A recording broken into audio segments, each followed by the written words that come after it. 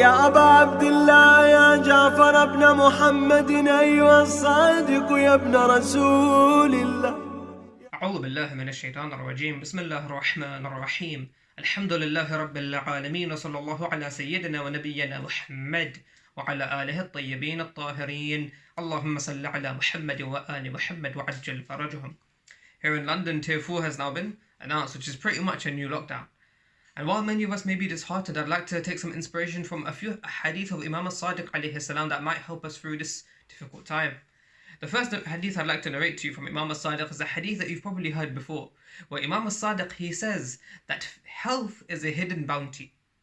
It is forgotten when it is present, and it is badly missed and remembered when it is absent. If you wake up tomorrow morning and you are healthy, then say Alhamdulillah and use that health to the best of your ability. Be active and use that health and be productive. Because the whole reason of Tier 4 and lockdown, etc., is to make sure we can keep healthy. And so Imam As-Sadiq tells us and reminds us of the hidden bounty of health that we ought to remember and thank Allah for and use to the best of our abilities.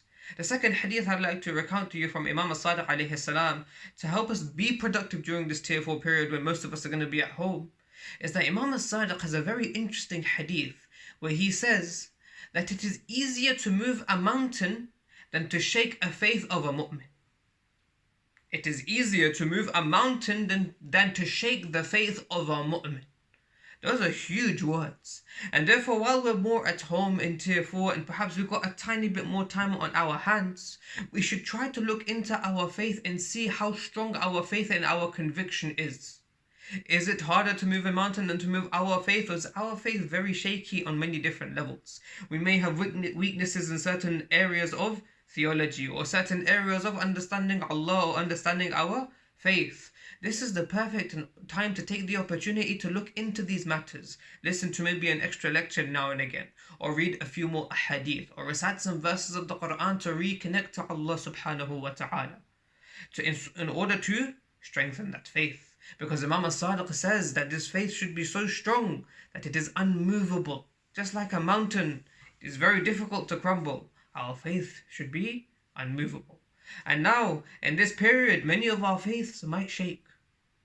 In this period of difficulty, in this period of loss, in this period of trials and tribulations where many of us may have lost loved ones, we may have had family members sick, we may have fallen ill ourselves, our businesses may be suffering. At this time we find many people, their faith starts to shake.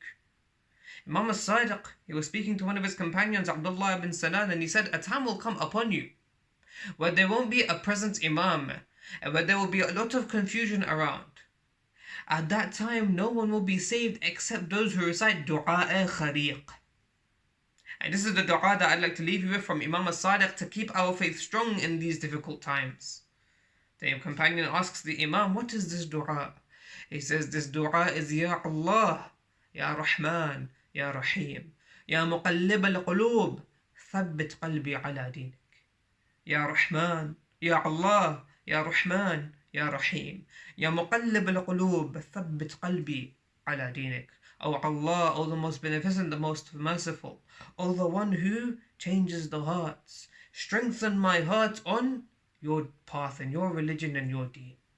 This is the dua I'd like to leave you with, that you can inshallah incorporate into your sajdat al-shukr or your qunuts, to pray ardently to Allah subhanahu wa ta'ala to strengthen our faith and allow us to keep walking upon Sirat al-Mustaqim. يا أبا عبد الله يا جعفر ابن محمد أيها الصادق يا ابن رسول الله يا حجة الله على خلقه يا سيدنا ومولانا إنا توجهنا واستشفعنا وتوسلنا بك إلى الله وقدمناك بين يدي حاجاتنا يا وجيحا إن الله اشفع لنا إن الله